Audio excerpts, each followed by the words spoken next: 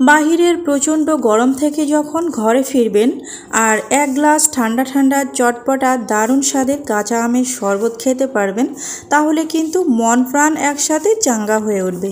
আসসালামু আলাইকুম everyone, welcome back to my channel Nazneen cook and blog. Nazneen cook and blog চ্যানেলে আমি নাজনীন আপনাদেরকে স্বাগতম জানিয়ে শুরু করছি আজকে ভীষণ মজার কাঁচা আমের শরবত। তো কাঁচা আমে কী কী উপকারিতা রয়েছে আজকে আমি আপনাদের সাথে একটু আলোচনা করব। তো আমি ভিডিওর মাঝখানে এগুলো আলোচনা করব, চলুন দেখে নেওয়া যাক মূল রেসিপি। তো এই যে আমি এখানে একটা বোল নিয়ে নিয়েছি মাটির, আর এখানে দিয়ে দিচ্ছি 2 কাপ পরিমাণ পানি।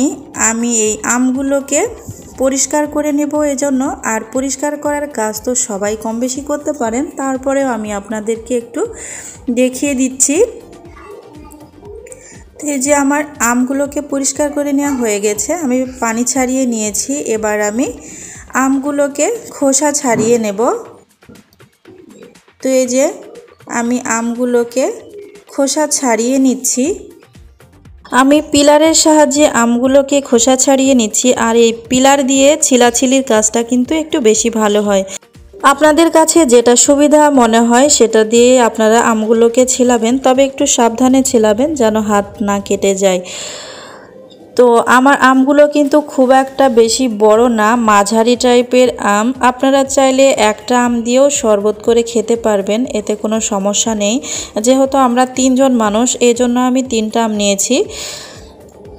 তো এই যে আমগুলোকে ছিলিয়ে নেওয়া হয়ে গিয়েছে। এবার আমের খোসাগুলোকে ফেলে দিতে হবে। চাইলে খোসা দিয়েও কিন্তু আমের শরবত বানানো যাবে, সেক্ষেত্রে হয়তো বা একটু তিতা তিতা লাগতে পারে।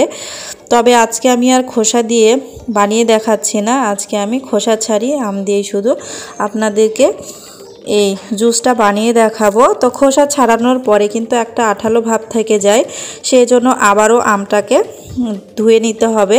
তো আমি আমটাকে মাঝখান থেকে কাটার চেষ্টা করছিলাম, তো দেখছি যে আমে কিন্তু আঠি জন্মে গেছে, এজন্য আর মাঝখান থেকে কাটা গেল না।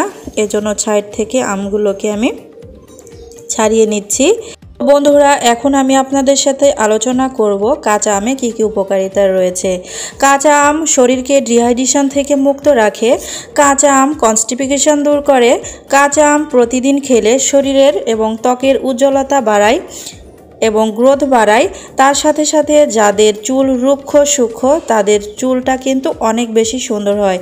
তো এই কাঁচা আমে আরও অনেক অনেক উপকারিতা রয়েছে, যা এই ছোট্ট ভিডিওতে বলে শেষ করা যাবে না। তো এই যে আমগুলোকে কেটে নেওয়া হয়ে গেছে। এবার আমি ব্লেন্ডারের জারে আমের টুকরাগুলোকে উঠিয়ে নিচ্ছি। এবার আমি চলে যাব ব্লেন্ড করতে। তো তার আগে কিছু কাজ আছে, সেগুলো করতে হবে। তো দেখতে পাচ্ছেন সবগুলো আমের টুকরা নিয়ে নেওয়া হয়ে গেছে। এবার আমি এখানে দিয়ে দিচ্ছি 2 কাপ পরিমাণ পানি। ব্লেন্ড করার সময় বেশি পানি দিলে জুসটা বেশি সুন্দর হবে না, এজন্য কম করে পানি দেওয়ার চেষ্টা করবেন। যদি লাগে পরে আবারও অ্যাড করে নেবেন।